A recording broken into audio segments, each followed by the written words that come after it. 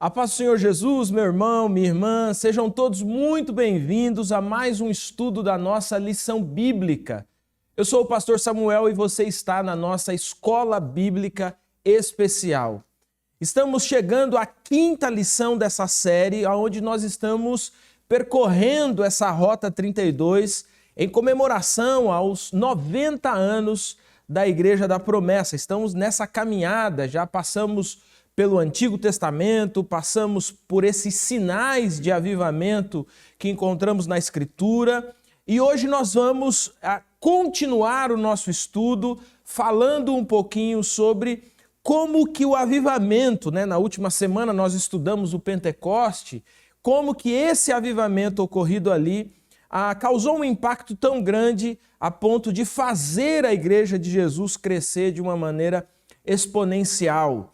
Então fica aí com a gente, pega a sua Bíblia, pega a sua lição bíblica, não se esqueça de compartilhar esse link, estamos agora com a TV aí no ar, estúdio novo, cenário novo, então não esqueça de compartilhar essa programação, esse nosso programa da Escola Bíblica com todos os seus contatos, com as pessoas que você quer alcançar, porque hoje nós vamos falar sobre como a Igreja de Cristo cresceu após o derramamento do Espírito Santo. Fique então com a gente e vamos ao estudo da nossa lição bíblica.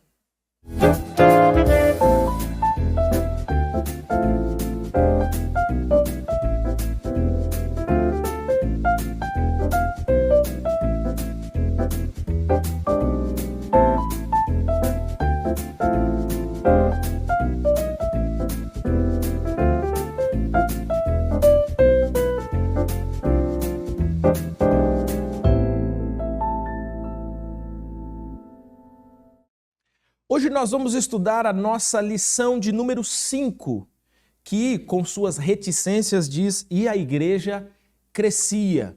O texto base dessa lição está em Atos capítulo 9, versículo de número 31. Eu queria que você acompanhasse comigo essa leitura. A igreja passava por um período de paz em toda a Judéia, Galiléia e Samaria. Ela se edificava e, encorajada pelo Espírito Santo, crescia em número, vivendo no temor do Senhor. Estudamos na última semana sobre o Pentecostes, lá no capítulo 2 de Atos, e quando a gente percorre o livro de Atos, a gente percebe que, por conta de um momento difícil vivido pelas primeiras pessoas a compor a Igreja de Cristo, há uma expansão desse evangelho. E a verdade é que esse tema de crescimento da igreja é um dos temas mais importantes estudados na eclesiologia. Há quem diga que aquele que sabe o segredo de fazer uma igreja crescer, ele pode vender por $1 bilhão. Por quê? Porque a gente sabe, como diz a Escritura, que não são seres humanos que fazem a igreja crescer. A gente sabe, como diz a Escritura, que a nossa missão é semear o Evangelho, mas o crescimento quem dá é o Espírito Santo de Deus. Mas quando nós lemos o livro de Atos, nós percebemos que houve ali uma explosão, houve ali um agir extremamente profundo, precioso do Espírito Santo, que leva uma igreja, que começa ali com discípulos, 12 apóstolos, daqui a pouco ela tem 500 e tantos, mas lá no cenáculo haviam apenas 120, mas na primeira pregação já são mais de 5.000 e por aí vai o crescimento da igreja até chegar a um número incontável. E você há de convir comigo que estamos em 2022 e apesar de todos os ataques e de todas as perseguições que a Igreja de Cristo sofria ou sofre, a Igreja continua triunfantemente no poder do Espírito, avançando. E esse é um tema muito interessante para a gente estudar hoje na nossa lição de número 5. E para nos ajudar nessa lição bíblica, com os comentários, com as respostas dessa igreja que cresce, Está conosco hoje o pastor Alessio. Pastor Alessio, seja muito bem-vindo com a gente aqui. Espero que esse tempo seja um tempo precioso em torno da palavra de Deus. E você tem a oportunidade de falar com os nossos, as pessoas que estão nos ouvindo, nos assistindo agora nesse momento, estudando conosco. Sr. Samuel, é uma alegria muito grande estar aqui contigo, neste momento tão importante para a gente, para todos os adventistas da promessa. Uma alegria estar com os irmãos e irmãs, um momento muito importante. Escola bíblica é algo que fascina e deve fascinar todos nós. Mas quando a gente pensa num tema tão importante, no que diz respeito a uma série que fala sobre avivamento, fala sobre o derramamento do Espírito Santo, a Rota 32, é um momento histórico para a gente, é um momento histórico. Então, se estar numa escola bíblica já é uma alegria muito grande, sentar hoje aqui contigo e participar deste momento tão importante, histórico para a gente, é uma honra, é uma alegria muito grande. É uma alegria e é uma honra estarmos aqui contigo para um momento desse, né? Nossa Rota 32, um momento histórico para a gente. Amém. Uma alegria muito grande. Muito legal. Para a gente também é uma alegria, pastor Alessio, ter você aqui. Tenho certeza de que teremos um tempo abençoado aqui de reflexão. Verdade. Pastor, eu queria já entrar aqui nas questões, como a gente tem costumado fazer. E aqui na nossa pergunta de número 1, ela vai dizer o seguinte: a experiência do enchimento do Espírito ficou restrita ao dia de Pentecostes? Quais as consequências resultantes do avivamento na igreja de Jerusalém? Com base aqui no nosso primeiro comentário. Isso, nós sabemos, como já estudamos nas lições passadas, que tudo aquilo que aconteceu lá no cenáculo, conforme Atos 2, foi algo que vai sendo contado, narrado, predito em todo o Antigo Testamento. Finalmente chega um momento em que as promessas do Pai vão ser cumpridas. É um momento espetacular, um dos grandes momentos da história cristã. Lá estão 120, no cenáculo, estão orando, tem alguns dias que eles estão clamando. Daqui a pouco o céu vai se abrir, o Espírito vai descer, línguas repartidas como que de fogo, línguas estranhas. Eu acho que é bom deixar bem claro que as línguas são estranhas, né? Não são idiomas. Não são idiomas, né? Tanto ali como em todos os relatos de Atos e o Novo Testamento, são línguas estranhas, línguas celestiais. Muito bem, aquela experiência chega. Daqui a pouco a cidade chega, porque é o final da festa de Pentecostes.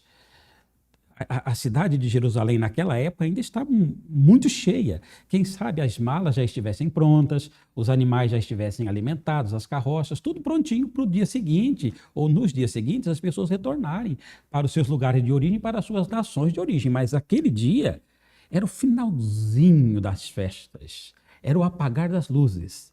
E Deus tem uma novidade. Se havia algum banquete espiritual ali, a cereja do bolo estava chegando. É no apagar das luzes, no último dia, aos 45 do segundo tempo, Deus tem um presente para aquele povo. Os discípulos estão lá. A nação está empolvorosa numa questão religiosa. Desce o Espírito Santo. Línguas repartidas como de fogo, línguas estranhas. O barulho corre, as pessoas estão curiosas, não é todo dia que acontece algo dessa natureza. As pessoas vêm, motivadas até, quem sabe, pela curiosidade, chegam naquele cenáculo. Alguns não entendem, outros entendem, como já foi estudado. Daqui a pouco Pedro, ele se levanta. Irmãos, olha, o que está acontecendo aqui não é que eles estão embriagados, é muito cedo ainda. Olha, aqui está se cumprindo o que disse Joel, o que disse Isaías, o que disse Jeremias, o que disse enfim, aqui está se cumprindo tudo aquilo que foi predito. Algo de extraordinário aconteceu ali. Bem, isto, como você fez uma introdução muito precisa, né? Quase 3.000 almas, daqui a pouco mais 5, 10, 12, enfim, a coisa vai tomando um vulto maravilhoso, as pessoas vão sendo tocadas por aquela experiência. Os discípulos agora que antes estavam temerosos, alguns estavam dias antes trancados, literalmente com medo dos judeus, agora eles abrem as portas, eles vão para as ruas, eles vão para a praça, eles vão para o templo, não tem mais agora, a vida não é mais preciosa. O medo ficou para trás. O medo ficou para trás. olha o entusiasmo, olha a coragem desses homens e dessas mulheres. A cidade é tomada por algo extraordinário. Como daqui a pouquinho, mais na frente, alguns vão falar, né? As autoridades religiosas, vocês encheram Jerusalém com essa doutrina. Sim, né? sim. Isso é importante, né? Porque alguém lá de fora, que não é do convívio cristão, não é do convívio religioso dentro do cristianismo, há um testemunho forte de que eles de fato saturaram, eles encheram, é casa por casa, é vila por vila, é rua por rua, eles estão tão empolgados com aquilo que não se contém. Não, a experiência não parou ali. Ao longo da história, homens e mulheres foram cheios, comunidades cristãs foram cheias, exemplos aqui e acolá no decorrer de 2000 anos de história mostram que a experiência vai se repetindo, pessoas vão sendo inflamadas, o evangelho vai sendo propagado. Pastor Samuel, o que me toca assim de uma forma muito profunda e me emociona, voltando um pouquinho, já eu retorno aqui, é saber que no dia 24 de janeiro de 1932, naquele domingo à tardezinha, aquela mesma experiência de 2000 anos atrás, lá em Pentecostes, está se repetindo lá em Paulista. Sim. Aquele mesmo Espírito lá é o mesmo Espírito cá. A mesma autoridade, a mesma unção dali é a mesma daqui. A mesma promessa lá é a mesma promessa aqui. E aí vai surgir novamente no coração do pastor João Augusto algo espetacular. E fala, não, mas se antes, né? Se antes de ter passado por essa experiência, vivenciado, eu já falava agora, então, eu acho que ele não se cabia nele mesmo. Não tinha como, né? A experiência é profunda, o Cristo é profundo, é tudo renovado, é algo extraordinário.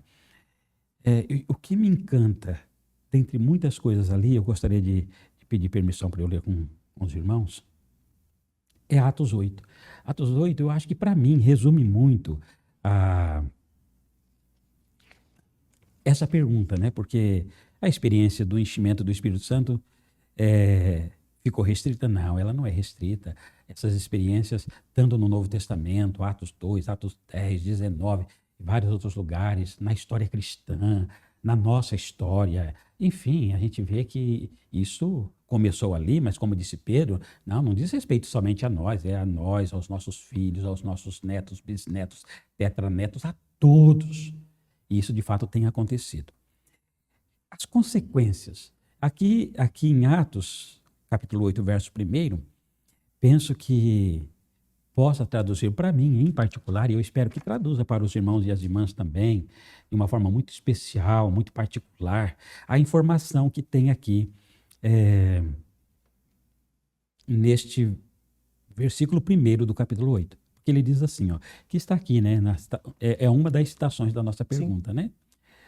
Também Saulo consentia na morte dele e fez-se naquele dia uma grande perseguição contra a igreja que estava em Jerusalém.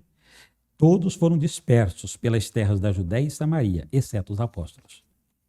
Bem, o verso 4 diz, mas os que andavam dispersos iam por toda parte anunciando a palavra. Bom, daqui a pouco nós vamos ver que esses dispersos eles vão bater lá em Antioquia, eles vão esparramar o evangelho. Mas aqui tem uma informação que eu acho muito interessante para a gente, porque diz assim, esse é o momento, claro que aqui já é um momento posterior, mas assim, o evangelho está lá. Vou usar assim, o cristianismo está pipocando em Jerusalém. É uma excelente expressão. Está ali, É um negócio fantástico, né? Daqui a pouco vem a perseguição, e aqui diz assim, que todos foram dispersos para a Judéia, para a Samaria, vão bater daqui a pouco nas portas de Antioquia, mas a informação diz assim, todos foram, exceto os apóstolos. Ok. Então, nós vamos dizer assim, que a liderança, os pastores, os apóstolos, a liderança, ela continua em Jerusalém. Claro que com o risco da própria vida, da própria morte, porque o cenário ali é complicado. Os demais saem pensando na própria vida, e qualquer um faria isso. Mas os apóstolos ficaram. Então, obviamente, queridos irmãos e irmãs, quando a gente fala das consequências, desse fervor, desse disseminar, como diz aqui o tema da nossa lição, e a igreja crescia, ela vai crescer, ela vai criar raiz, ela vai se esparramar. A Bíblia está dizendo que são os cristãos anônimos. Eles que vão fazer isso, não é? Porque, ó, exceto os apóstolos, esses ficam em Jerusalém. Mas o verso 4 diz que os que andavam dispersos iam por toda parte anunciando a palavra. Sim, sim. Então, obviamente que nós, enquanto pastores, nós não vamos fugir a isso, de jeito nenhum. Até porque não tem como a gente não falar de Jesus Cristo, né? Ele mesmo disse que a boca fala do que o coração está cheio. Não tem, né? Não tem como fugir dessa realidade, né? Não dá, pastor Samuel, né? Se a gente está no ponto ali de ônibus, qualquer coisinha, você está falando de Jesus. Você está no mercado, alguém chega, você já vai falar de Jesus, você não aguenta. A gente não dá para perder a oportunidade, porque simplesmente a gente não aguenta mesmo, né? Mas ok, alguém pode pensar assim, mas são os pastores. Bom, aqui está dizendo que os pastores, a liderança fica em Jerusalém. E os que foram dispersos, os cristãos anônimos, as irmãs e irmãos anônimos, esses vão falando, eles vão para todos os lugares. Se tem uma coisa que me encanta e que eu gostaria de deixar assim bem claro para o irmão e para a irmã, é que uma vida cheia do Espírito Santo, uma vida cheia de Cristo, não tem como não falar dele. Não tem, não tem. Eu oro para que cada instante, cada momento, pastor Samuel, os pastores sejam cheios, como são, que eles permaneçam cheios. Mas eu oro para que os corações promessistas, os irmãos promessistas, as irmãs promessistas, para onde eles forem. Aqueles que a gente às vezes não sabe nem o nome, né? Exatamente. O senhor estava falando aí, eu estava pensando aqui, né? A gente tem, de fato, muitos relatos, né, desse enchimento, né, ou desse revestimento, né, para usar a linguagem bíblica do Espírito Santo sobre algumas pessoas, mas, de fato, nós não temos todo o conhecimento sobre esse derramamento sobre todas as pessoas. Né? Verdade. Então, aqui, por exemplo, no texto que o senhor leu do capítulo 8, se percebe claramente isso, né? Eles foram dispersos. Quem foram eles? Não, eles não têm nome. Não tem nome. Né? Mas a gente sabe que os apóstolos, por exemplo, posteriormente, vão chegando em alguns lugares e eles falam assim, não, isso aí que você está pregando a gente já conhece. Ué, vocês já conhecem? Ou seja, algum dos dispersos pregou para essas pessoas. Né? E isso me chama muita atenção. Tem um momento que eles dizem assim, os apóstolos pregam e falam assim, não, isso aí a gente já conhece, já está certo, a gente crê e tal. Aí os apóstolos falam assim, então, mas tá faltando uma coisa ainda, vocês já receberam o Espírito Santo, né? É isso, exatamente. E aí, impondo a mão sobre eles, eles foram revestidos pelo Espírito Santo. Lindo, então, né? isso Lindo. é muito interessante, Muito né? interessante. A mensagem, ela foi embora, né? Saturou, como o senhor disse, pipocou, mas saturou Jerusalém a tal ponto que aquilo virou uma panela de pressão. E quando, assim, para quem tem a experiência, né, doméstica ali do fogão, quando a panela de pressão está cheia, ela precisa começar a soltar. Exatamente. Né? E esse soltar é essas pessoas que vão andando por todos os lugares e o evangelho cresce de um jeito que parece que quanto mais tentava reprimir, mais pressão, mais crescimento. Mais pressão, mais crescimento. Né? Interessante, isso é muito né? interessante. Bonito, né? é muito bonito. Pastora, vamos falar um pouquinho então como surgiu a igreja de Antioquia. Falamos um pouquinho sobre a igreja em Jerusalém, né? Acontece ali especificamente no Pentecoste, né, pastor Alessio? É uma caminhada longa ali, a gente vai percebendo, né? Há muitos dos conflitos, por exemplo, que vai aparecer no capítulo 6 de Atos, todos eles estão acontecendo em Jerusalém, né? O capítulo 8 que o pastor Alessio leu, ele é de fato um divisor de águas, né? É um momento em que a igreja dá um salto por cima do muro e aí, meu irmão, já foi, né? Ela vai para todos os lugares. Como que a igreja, então, de Antioquia nasceu e quais as características que indicam que essa igreja vivenciou um avivamento espiritual? Então, aí, como você disse, né, esse divisor de águas, a gente precisa criar esse link, né? Ó, Jerusalém está em polvorosa, o evangelho está ali, está pipocando, a pipoca agora tem que sair da panela e os cristãos vão. Esses cristãos, eles vão para muitos lugares, inclusive para Antioquia. Daqui a pouco, quando Barnabé, quando Saulo, quando alguns vão chegar lá, já enviados pela igreja de Jerusalém, a coisa já está tomando corpo ali, já tem um corpo ali, né? E é um negócio mas tão extraordinário, né, que ali nós começamos a ser chamados de cristãos. Então, alguma coisa aconteceu de extraordinário ali, né? É um negócio muito fantástico, assim. E eu volto a dizer, quem sabe seja isso assim, quando eu penso em crescimento de igreja, são pessoas anônimas, pessoas simples, que chegam lá, meus irmãos. Chegam lá. Ó, a cidade é uma cidade importante. Quem sabe a terceira maior cidade ali, né, de importância, de população, né? Quem sabe atrás de Roma, de Alexandria, está Antioquia. Quem sabe, se a gente olhar humanamente falando, se você olhar de uma forma espiritual, você vê um grande campo missionário, um grande desafio, algo extraordinário. Mas se você olhar sem essa unção, sem essa renovação, sem esse enchimento, você pode até ficar com medo. Porque não é uma cidade simples, é uma cidade que está bombando algo secular, carnalidade, imoralidade, intelectualidade, tudo para o cristão ficar com medo, ficar acanhado diante daquela situação. Porque a cidade é uma das cidades mais importantes do Império. Nós não estamos falando de um vilarejo esquecido. Não. É claro que nós estamos falando de algo há quase 2000 anos atrás, mas nem tem como imaginar, eu penso, né? Mas se nós pudéssemos imaginar, nós estaríamos assim. É como se nós chegássemos numa cidade como essas grandes capitais, quem sabe uma Curitiba, quem sabe um Rio de Janeiro, uma Belo Horizonte, um São Paulo, uma Manaus, uma Belém, há 2000 anos atrás, que não tem cristão nenhum, porque aqui não tem ainda.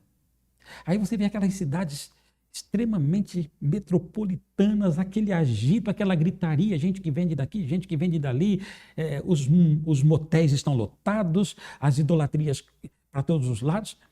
Qual que seria uma reação, uma ação, um comportamento de um cristão diante de uma situação desta? Ou ele vai ser cheio do Espírito como esses eram, e vão dizer assim, isso aqui é um campo missionário, aqui mesmo que eu vou lançar semente. Aqui os campos estão brancos. Aqui os campos estão brancos, é aqui que a coisa vai pegar. Ou você se acovarda. Mas a gente vê que eles não se acovardaram, então, de fato, tem algo extraordinário no coração de todos eles. Eles estão impactados, eles estão revestidos, eles estão seguros. O coração está tão inflamado por Jesus Cristo que morrer por Jesus é lucro. Se eu sofrer é lucro. Não importa, não importa. Aí eles vão, entram na cidade. O evangelho, ele é poder de Deus. Ele é como...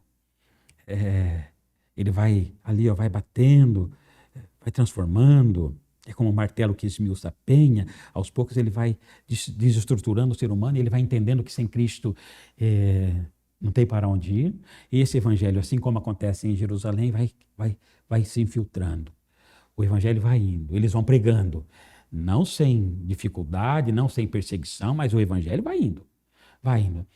Daqui a pouco a transformação é tão grande, ela é tão impactante, é tão revigorante, que tanto, não só em questão de números, né, porque parece que nas entrelinhas, de fato, tem um número considerável de cristãos agora, depois de algum tempo em Antioquia. Sim.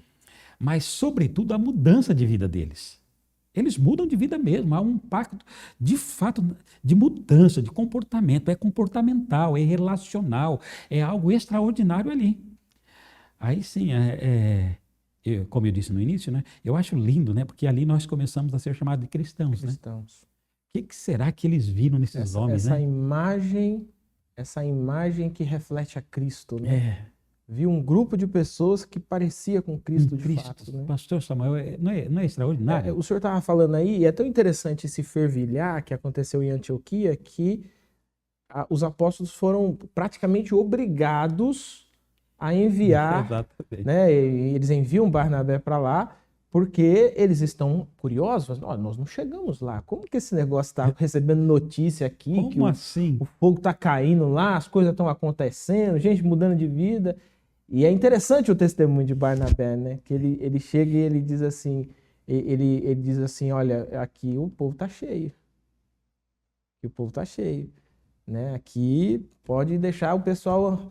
E é interessante, né? Que ele fala assim, gente, olha, mantenham a firmeza, tal, mas vocês não precisam de mim aqui. Né? É interessante. E é aí que o apóstolo Paulo vai entrar na história, né? Entra na história como assim, rapaz, precisamos de um pastor aqui, mas não tem jeito, mas esse negócio cresceu demais, nós não temos pastor preparado aqui não. Tem o Paulo lá, Vamos levar ele, quem Isso. sabe ele se dá bem lá e tal. Então é muito interessante isso, né? Não é um pastor enviado para iniciar algo, né? É algo que se iniciou e estava só esperando chegar um pastor, né? Que Isso eu coisa, acho né? muito interessante, É muito como interessante. essa ação do Espírito Santo é interessante. É muito interessante, né? É muito interessante. E como você disse, ó, que duas coisas interessantes, né? O fato de Barnabé, quando ele chega, ele olha, ele se impressiona mesmo, né? Impressiona. Ele se impressiona. Ó, o testemunho de um cristão maduro, né? Estamos falando de uma pessoa madura, Sim. experiente, Sim. né? Aí ele chega em um local onde o evangelho foi semeado, foi pregado por pessoas simples, pessoas anônimas, e ele é impactado. De fato, ele é impactado. As suas palavras são muito sábias, são muito oportunas, né? Ele chega, de fato, ele fica abismado com aquilo. Olha que coisa interessante, né? Então, nós temos o testemunho de dentro, no caso de Barnabé, que fica impactado com aquilo, e nós temos o testemunho de fora, dos homens, da população, das mulheres, da população de Antioquia. Porque eles vão dizer assim, ó, são os cristãos, né? São chamados de cristãos. Então, é porque eles se assemelham a Cristo. Ali houve uma diferenciação da sociedade vigente. Né? Teve. Alguma coisa aconteceu de muito extraordinário ali. Não é coisa pouca, não.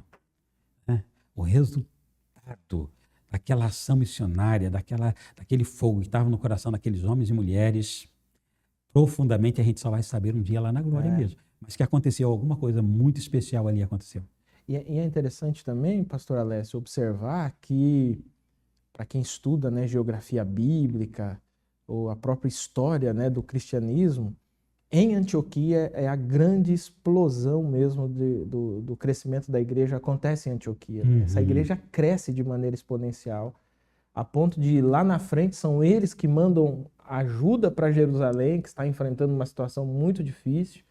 Mas é de Antioquia também que vai sair os grandes missionários que vão chegar até a Europa, por exemplo. Né? Então é muito interessante isso, né? Como que essa imagem que o senhor colocou, né? Como se nós chegássemos, né? O senhor colocou aí grandes capitais, né? Se nós chegássemos a esse lugar, falasse, olha, não tem cristão nenhum aqui, você é o único cristão aqui. E você olhar isso como um desafio e aí poucos anos depois, porque não são muitos anos, são poucos anos depois, esse lugar está tomado pelo Evangelho de Cristo, né? É um negócio impressionante. É impressionante. Pastor Samuel, é impressionante, é lindo. E eu acho que se transforma também num grande testemunho para aqueles que ainda têm alguma reticência quanto ao poder do Espírito de Deus de crescer, de soprar. Né? Essa imagem, né, que aparece também no livro de Atos, né, o Espírito sopra onde ele quer, né? E a gente vê essas reações acontecendo o tempo todo, né? Verdade. Pedro é chamado para ir até Cornélio, não foi porque foram lá pregar para o Cornélio, né? O Espírito de Deus é que faz todo esse movimento. Todo o movimento. Né? O Pedro chega, tem uma casa inteira, ali devia ter, sei lá, quase 100 pessoas dentro daquele lugar, ou seja, uma igreja começou na casa do irmão já com 100 pessoas, né? Por causa dessa ação do Espírito Santo, né? E isso, meu irmão, faz a gente pensar que o grande aliado no crescimento da igreja não são simplesmente as nossas estratégias. O grande aliado no crescimento da igreja é o poder do Espírito Santo. É o poder do Espírito Santo. Adolescentes cheios do Espírito Santo faz prosperar a igreja de Cristo. Jovens cheios do Espírito Santo faz prosperar a igreja de Cristo. Homens, mulheres, idosos cheios do Espírito Santo faz prosperar a igreja de Cristo. Né? E aqui, pastor Alessio, vale a gente refrisar, né, na sua fala, são pessoas comuns. Exatamente. São pessoas comuns. Né? Eu me lembro que pastoreei uma igreja de 2012 até 2018, mais ou menos, e tinha alguns irmãos lá, alguns irmãos eram simples assim, trabalhavam em lavoura e tal, e aí um dia eu falando sobre essa coisa de que nós temos que pregar, temos que compartilhar e tal, um senhor chegou para mim no final e falou assim, pastor, o senhor tá certo e tal, mas assim, a gente não tem esse preparo, né? A gente não estudou, a gente é semi-analfabeto e tal. E ele foi me contando assim, o que seriam todas as boas desculpas, aquelas desculpas de Moisés, né? Ah, eu não falo direito, e tal. E aí, quando ele terminou, eu disse assim a ele, eu falei assim, irmão, o que Jesus fez na sua vida? E aí ele começou a me contar. Pastor, eu era assim e tal. Só. E daí um dia me chamaram para ir num culto, eu fui no culto e aconteceu isso. Pastor, foi a primeira vez que eu chorei. Eu falei assim, tá aí. Pronto. A sua pregação tá aí. Conte a todo sua mundo isso aí. história. Pronto, né? exatamente. Depois disso virou um slogan assim, na igreja, né? Sempre que a gente terminava o culto, e eu fiz isso nas outras igrejas que eu fui pastor, sempre que terminava o culto eu dizia assim, conte a história, conte a sua história. Conte a sua história com Jesus. Conte o que você viu de Jesus. Pronto. Porque muito provavelmente esses anônimos estão nesses lugares contando, olha, eu estava em Jerusalém, você precisa saber, pá, aconteceu um negócio lá que foi impressionante e tal. Ninguém me contou, eu vi, eu estava lá. Então você observa que esse testemunho, ele é uma porta aberta pelo Espírito Santo para convencer o pecador do pecado, da justiça e do juízo, né? Exatamente. Pastor Samuel, Deus nos deu a alegria de pastorear em algumas cidades, em alguns estados, né? Quando a gente fala sobre essa questão de cristãos anônimos, digamos assim, né? Aí eu queria compartilhar uma experiência. Pastoreei a cidade de Santarém, no Pará. Na minha época, e ainda hoje, tem 2 irmãos lá, um chama Jonas e um chama Rivelino. O Jonas e o Rivelino, todo dia, final de semana, de segunda, terça e quarta, todo dia, eles pegavam a bicicletinha deles e saíam. Iam para os lugares mais diferentes possíveis, tanto dentro da cidade de Santarém, quanto nos bairros próximos. Ali tem alguns lugares que são distantes, você tem que enfrentar mesmo ali alguma estrada de terra. Todo dia você via o Jonas e o Rivelino com aquela bicicletinha deles. Vai para lá, passa um curso aqui, visita outro lá, visita alguém ali. Enfim, algo que eu tenho certeza que um dia lá na Glória nós vamos encontrar muitas pessoas lá por causa do trabalho desses 2. Como o Jonas e o Rivelino, existem muitos por aí. Existem muitos. Muitos fazendo esse trabalho maravilhoso. Quem sabe seja mesmo a grande dificuldade dizer o quê? Por isso que eu acho muito oportuna essa sua fala. É só contar o que Jesus fez na sua vida. Conta o que Jesus fez. Pronto. Essa é a explanação do Evangelho, meu irmão, minha irmã. Fale o que Jesus fez por você. Olha o que está dentro do seu coração. Você sabe como você era antes e como você é agora. Você sabe o que você não tinha e o que você tem agora. Nós sabemos. Nós sabemos do vazio que nós tínhamos antes e como, a hora que Jesus entrou, como que isso foi preenchido. Nós sabemos. Você não precisa de grandes palavras, de grandes... Não precisa de... Eu acho que até atrapalham. Até atrapalha. É só falar, abra a sua... Deixa testemunho do que Cristo fez na sua vida. Então, esses irmãos faziam isso, né? Olha, aconteceu assim comigo, eu era assim, e Jesus mudou, eu vi isso, eu vi aquilo. Coisas simples do dia a dia, eles não precisavam inventar, eles não precisavam enfeitar o pavão, como dizem. Não precisava. Não precisa disso. É só contar o que Jesus fez. A experiência. Aí, de repente, assim, quando nós pensamos em alguns cursos, em alguma questão, ok, de repente você pode ter até uma certa dificuldade de passar um curso teológico, um curso doutrinário, que requeira um pouquinho mais de conhecimento teológico, doutrinário, ok. Mas falar daquilo que Jesus fez com a gente... Isso é para qualquer um. Isso é para qualquer um. E é exatamente o que esses homens e mulheres fizeram. E é exatamente isso que Cristo quer que a gente faça. Inclusive, isso me faz lembrar o Gadareno, né? Aquele homem que, possuído por um espírito maligno, ficava entre os sepulcros e era uma pessoa que prendiam ele, totalmente à margem da sociedade, uma pessoa completamente desconsiderada na sociedade, tem um encontro com Jesus. Pronto. Né? É interessante, as pessoas dizem assim, aquele ali não era o fulano? Não é? Rapaz, é o fulano, rapaz, mas tá arrumado, né? em algumas traduções diz em perfeito juízo, né? Exatamente. E é interessante, naquele último momento, quando Jesus está saindo da cidade, que aquele homem chega e vai meter o pé dentro do barco de Jesus. Opa, peraí, você está indo para onde? Não, agora eu sou um seguidor do Senhor. Não, você é um seguidor, mas aqui. Você vai na sua casa e vai contar para todo mundo o que foi que Deus fez na sua vida. Olha só. Esse negócio é extraordinário. Por quê? Porque qualquer pessoa, não importa se você nasceu e seus pais já eram crentes, não, qualquer pessoa, quando tem uma genuína experiência com Cristo, com o Evangelho de Cristo, se transforma em alguma coisa. E essa é a história. Essa é a história. Esse é o testemunho. Esse é o testemunho, pastor Samuel. Aí, com essa provocação, eu nem vou aguentar a gente esperar lá para fazer a aplicação, né? Ó, irmão, faça isso, né? Exatamente. Fala o que Jesus fez. Fala. Testemunhe, compartilhe.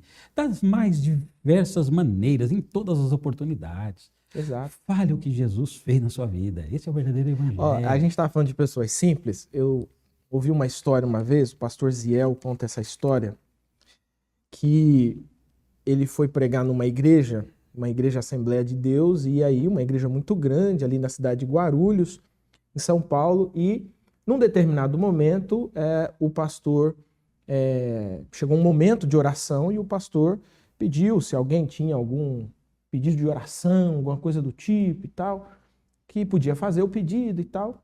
E aí veio assim vários pedidos de oração e tal. Isso é muito comum, né, em igrejas pentecostais, esse momento, né, do pedido de oração. Mas o que chamou a atenção dele foi que veio uma folha, era uma folha de caderno, de papel, grande, né? Mas ela tinha só assim, sabe aquelas cobrinhas, né, que a gente faz, linha por linha, assim, ó. E aí o pastor sentou, olhou lá e tal. Ele de lado assim deu uma olhada, ficou assim, que mistério é esse, né? Porque aí diferente. Disse que quando terminou ali, ele falou: pastor, deixa eu ver essa folha. E o pastor deu a folha e, de fato, de um lado e do outro, né, uma pessoa pegou a caneta e só. E aí ele perguntou: pastor, me revela o mistério disso aqui. Porque o que é isso aqui? Aí o pastor: eu te conto a história. Nós temos uma irmã aqui. Era uma senhora, já estava com em torno dos seus 90 anos, a irmã.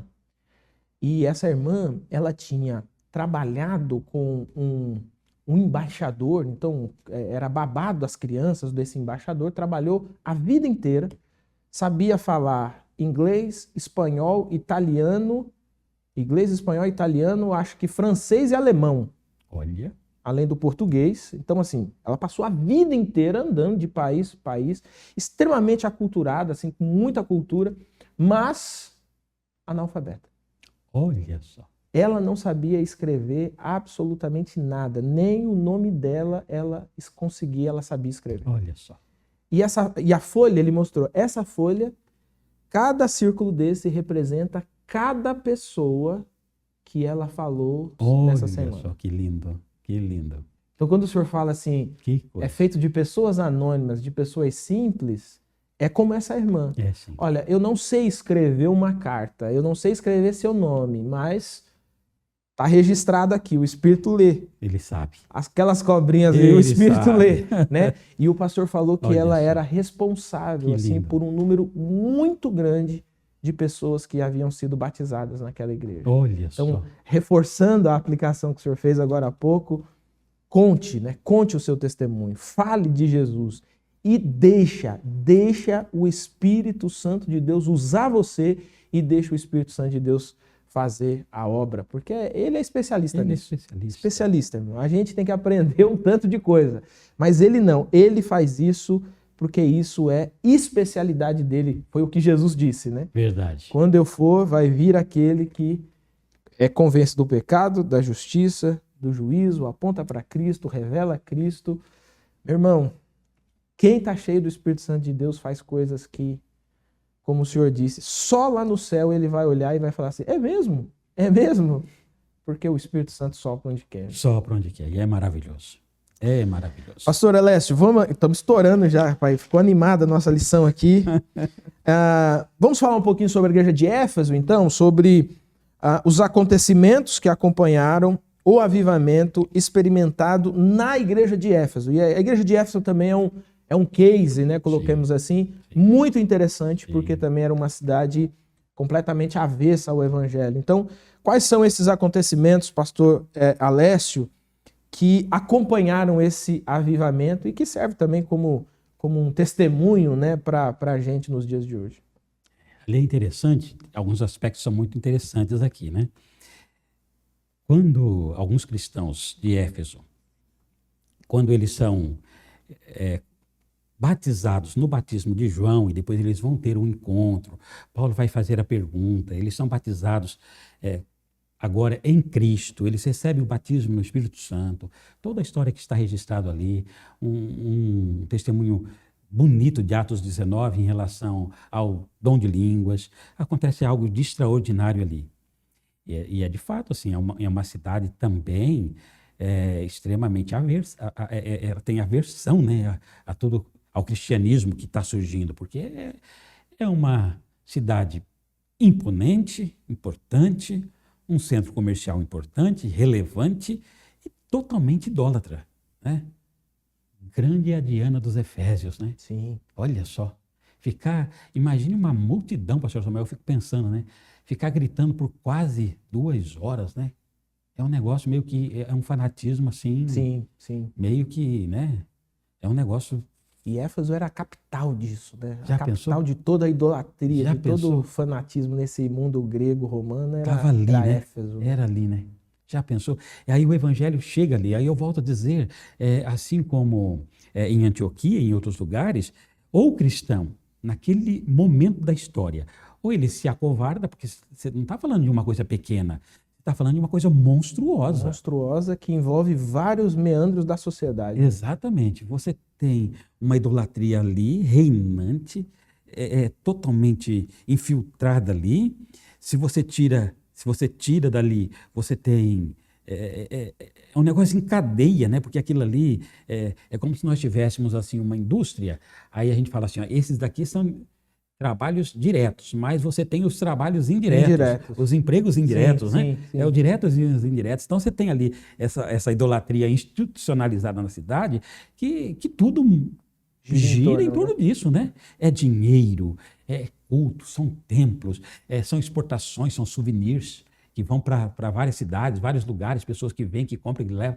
Enfim, é um frenesi ali. É um frenesi.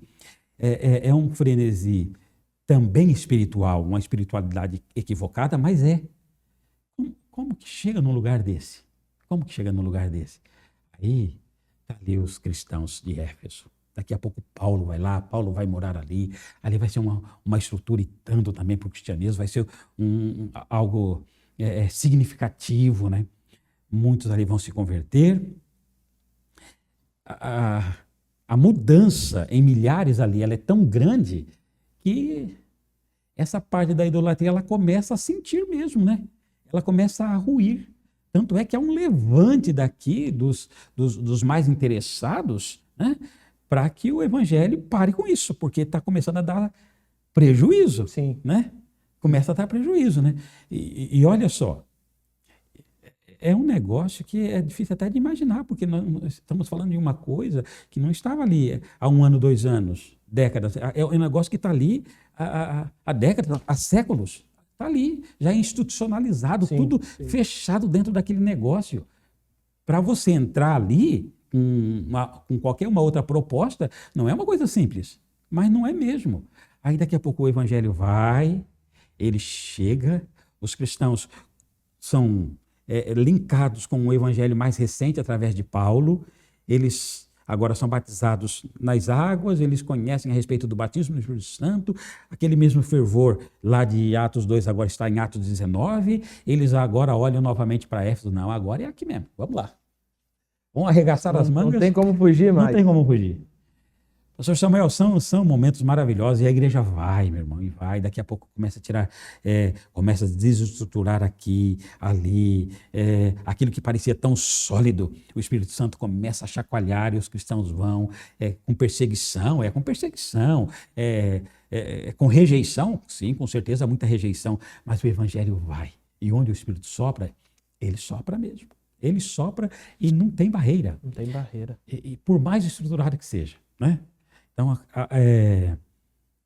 a parte da idolatria vai ruindo, o evangelho vai se instalando, ele se instala de uma forma que, nas décadas futuras, fez muita diferença.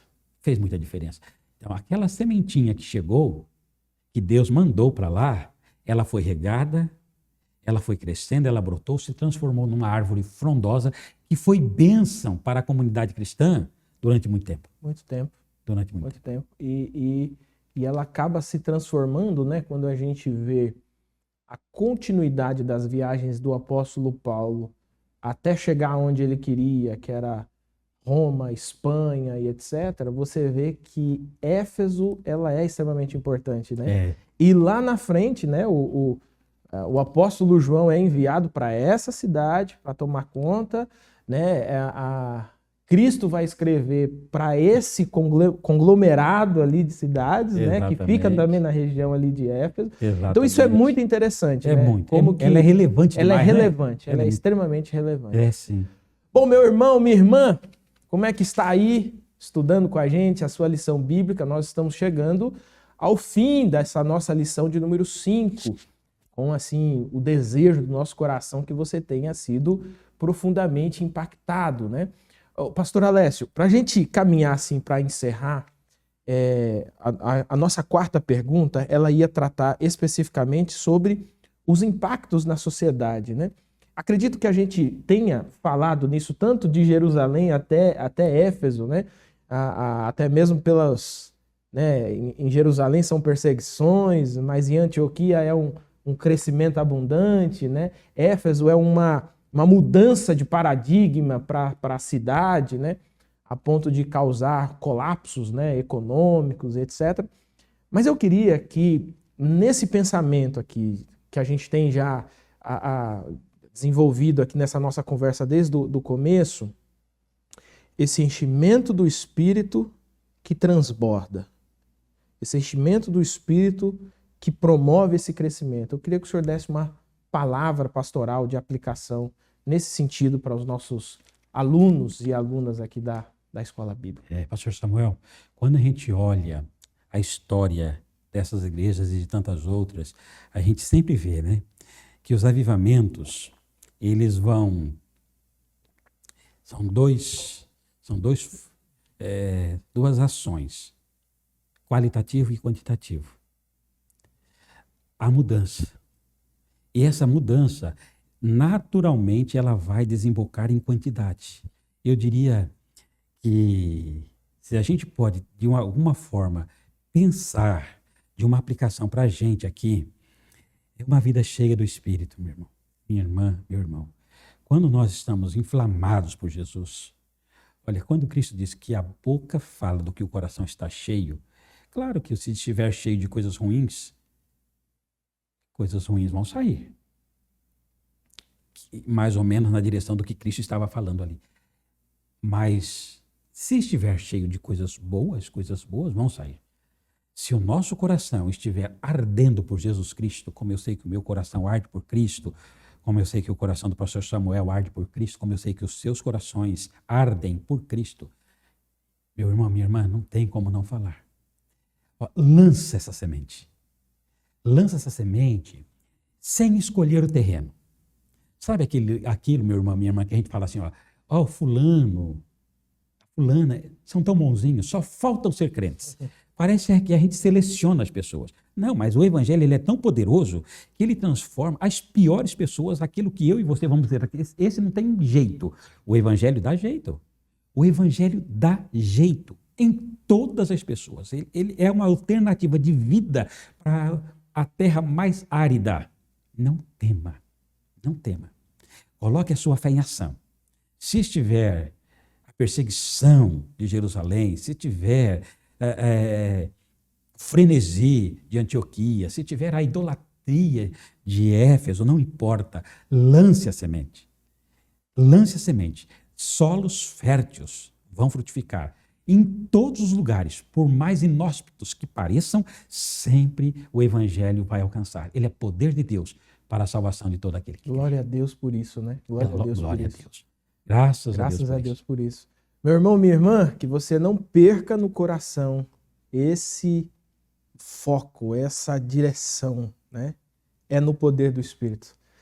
O senhor falou assim, na sua aplicação, o senhor usou uma expressão, não costumo comentar, mas eu quero fazer esse comentário, né? Lance a semente. Sem olhar aonde, lance. Isso. E isso faz lembrar daquelas palavras de Jesus, né? Lance o seu pão sobre as águas. Exatamente. E depois de muitos dias, quando o senhor fala assim que, né, aqueles dois irmãos, né, de Santarém, né, os dois irmãos vão chegar lá e eles vão se surpreender, né? Se surpreender.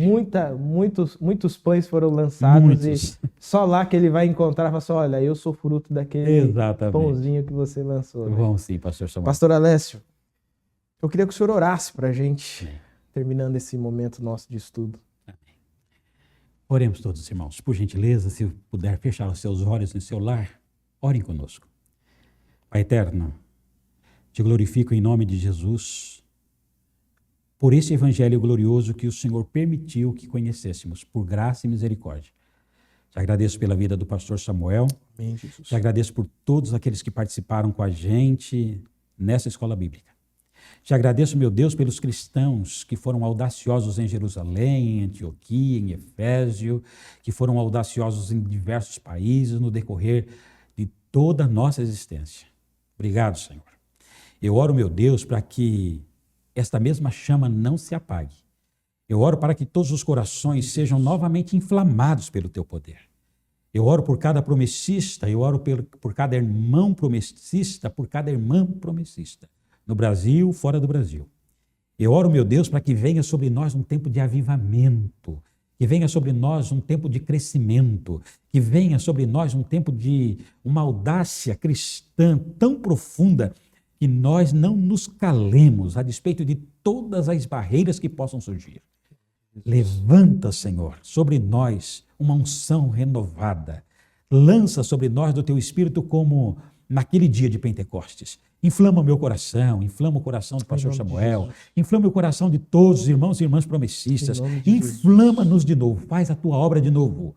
Mova o Espírito sobre nós. Sopra, ó Deus, o teu Espírito sobre nós de uma forma extraordinária, sobrenatural. Sopra sobre a tua igreja. Sopra, renova o nosso ânimo, renova a nossa fé e que possamos pregar este evangelho sem temor. Glória a Deus. Eu oro, meu Deus, eu suplico, meu Pai, em nome de Jesus, para a glória de Jesus. Amém. Glória Amém. a Jesus. Pastor Alessio, mais uma vez, obrigado. Alegria para a gente. Foi uma alegria ter estado aqui contigo. Meu irmão, minha irmã, não esqueça disso, meu irmão, minha irmã. Tem uma frase que eu sempre costumo dizer, que é assim, quando nós chegarmos lá na frente, que alguém perguntar assim, como é que vocês conseguiram fazer ou chegar até aqui?